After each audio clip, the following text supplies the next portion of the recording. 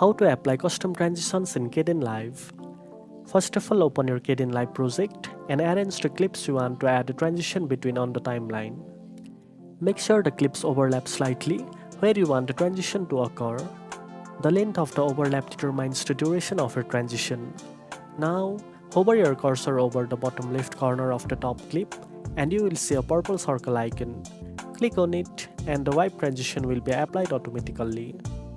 Use the drop-down menu to choose from other available transitions such as dissolve, slide, and more.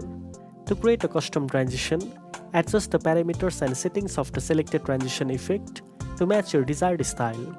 You can change the duration, direction, softness, and other properties depending on the transition type. Preview your transition by playing the timeline. If needed, fine-tune the settings until the transition looks smooth and fits your video perfectly. And that's it. Now you know how to apply and customize transitions in Kdenlive. If you found this video helpful, don't forget to like, share, and subscribe for more editing tips. Thanks for watching and I'll see you in the next one.